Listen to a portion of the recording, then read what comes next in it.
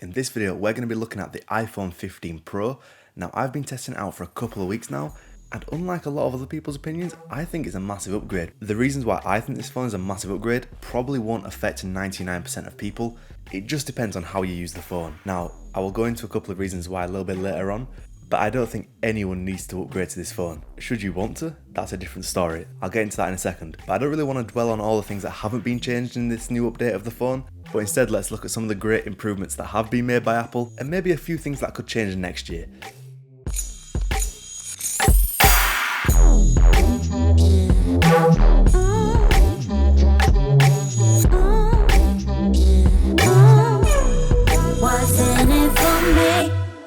Firstly, let's start off with the design and build quality. And it was heavily rumoured that this year Apple would have been upgrading to the titanium bodies, and this came out to be true. And aesthetically, I think it's beautiful. A lot of people don't like it, a lot of people do prefer the stainless steel design. But I'm in the middle, I've still got my 14 Pro Max behind me. I'll be honest, the 14 Pro Max I would say feels a little bit more premium, just because of those harsh edges and the fact it's really heavy. I just personally associate heaviness with premium feeling stuff. That's just me though. That's not to say this phone feels cheap in any way, shape or form. Now, if you have been looking online recently, you've probably seen Jerry Rig Everything's video where he actually cracks the back of his phone really easily. Not many other people have been able to do that themselves though. I don't know what to say, only time will tell, but I don't think it's as big as the problem as the media is making it. If you just don't drop your phone or put a case on it, you'll be fine. Worst case scenario, you buy Apple Care and you smash your phone and you get a new one. Everything else about the design of the phone, the screen size, the dynamic island, the cameras on the back of the phone, everything else has stayed the same. Now, we have seen slightly thinner bezels on the 15 Pro.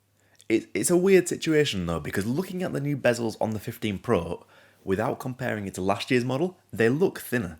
But when you look at it compared to the 14 Pro Max, they don't look any different.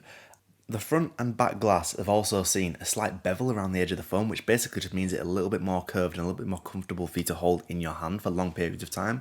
Before, they would previously dig into your hand a little bit because they were heavy and there were sharp edges. Now it's just much more comfortable. It actually makes the phone feel slightly smaller because they're just not digging into your hand as much. And another one of the most obvious improvements this year as well is we've now seen USB-C charging on the bottom of the phone.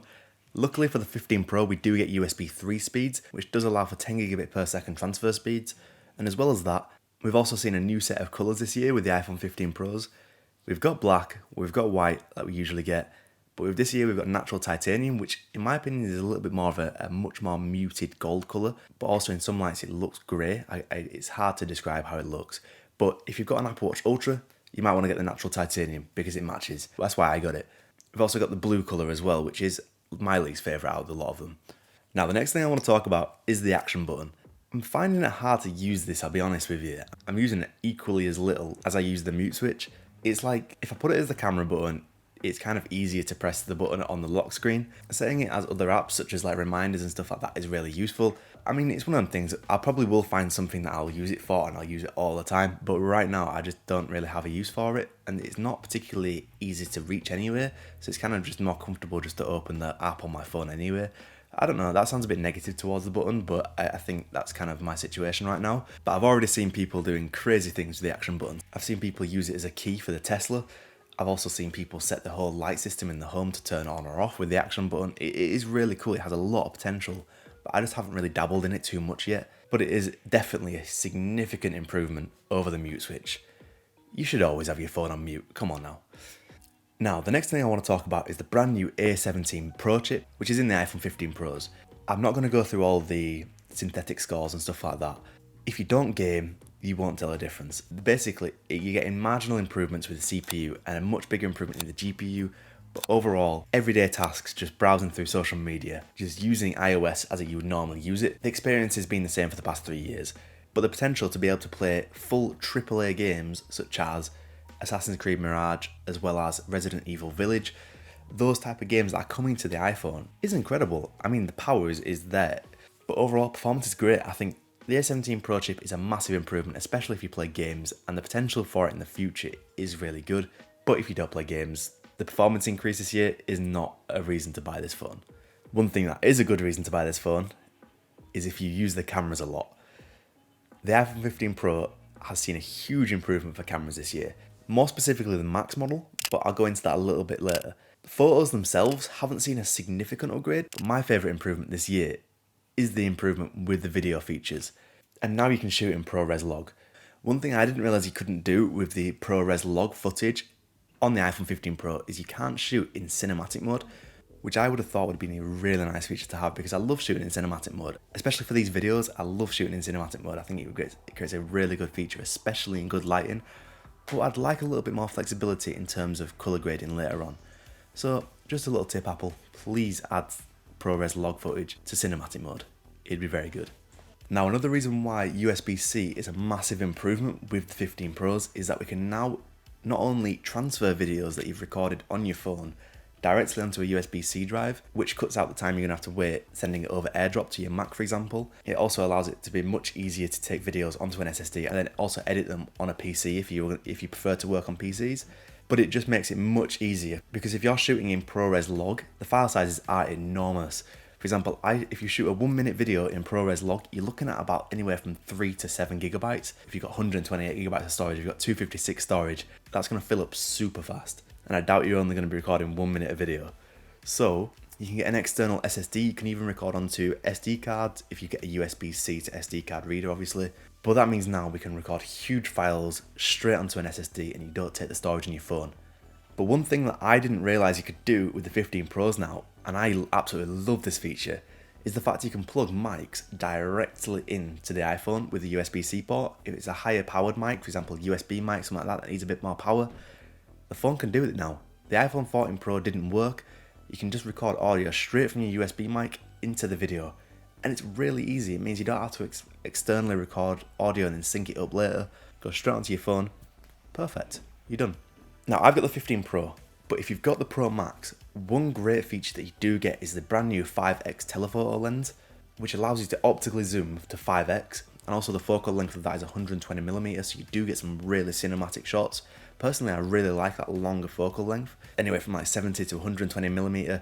I think it looks really, really good. So I'd love to have the 5x lens, but I use the 3x lens a lot as well. After watching a lot of tests between these two phones, you actually do lose a lot of that quality between anywhere from 2.1x to 4.9x. You lose that quality with the 15 Pro Max because you don't get that 3x telephoto anymore. And I find myself, I would use a 3x more than I would use a 5x for video recording anyway. But overall, it's been a huge upgrade for the cameras this year, especially if you take videos. If you do photos a lot, it's probably not going to be a massive upgrade. If you do a lot of content recording with your iPhone, the iPhone 15 Pro might be a big upgrade. For me, it is anyway.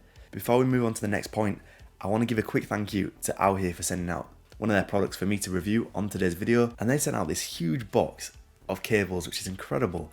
But not only that, it's not any old cable. Not only are these cables are beautifully braided, these cables are super sturdy. It's got metal casing around the connectors of the cables. And you actually do get a little LED indicator to show that your phone is working, whatever you're transferring, your phone is charging, on the top of the connector of the cable as well, which is really ideal to make sure you know your phone is charging. But not only that, in this set of cables you get multiple different lengths, but you can put them all together. And that's the main selling point here. If you need a 3-meter cable, you're sorted. If you need a tiny little cable, you've got one of those as well. It's great because you can put them all together. And as well, I've been using these cables all the time, especially for transferring data from my phone to the SSD and also charging my phone as well. If you want to charge your AirPods with them, you want to charge another phone, the little short cables work really well as well. I'm a big fan of these and I want to say thank you again for sending them out to me. I'll leave a link to the website down below. But yeah, again, thank you out here. But yeah, without further ado, let's get back into the video. Now, I want to talk about battery life on this phone. There's been a few improvements, but not actually with the battery, more with the USB-C port. And I'll go into that a little bit later. But I'd actually say the battery life on this phone is worse than the 14 Pro. Not by much, but a little bit there, here and there. But one thing you can do with this phone that you couldn't do before is you can actually use your phone's battery to charge other phones, other devices you've got.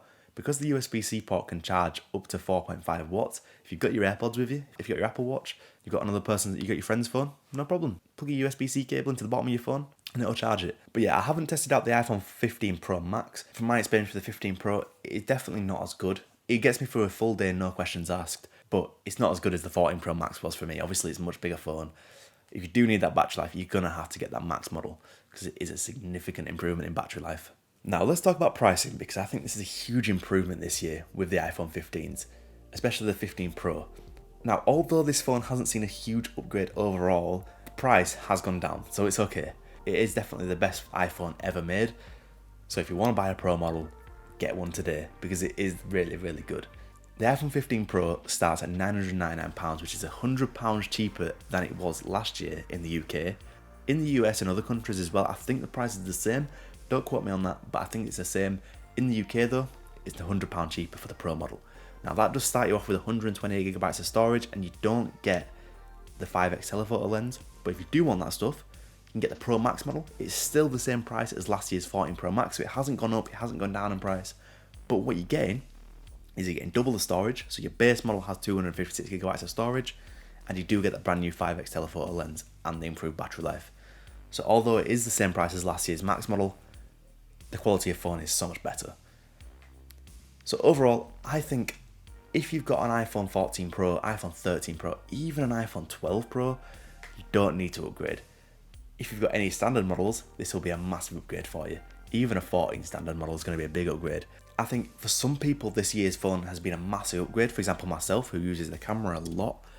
Other people who never use the camera or don't care about the charging speeds or transfer speeds, there's no need. You might as well get yourself a second-hand iPhone 14 Pro or a refurbished one, and the phone will be 90% of the same phone. I'm not going to sit here and tell you do not buy an iPhone 15 Pro, because I've bought one and it's a really good phone. I like it. It's a massive upgrade for me personally.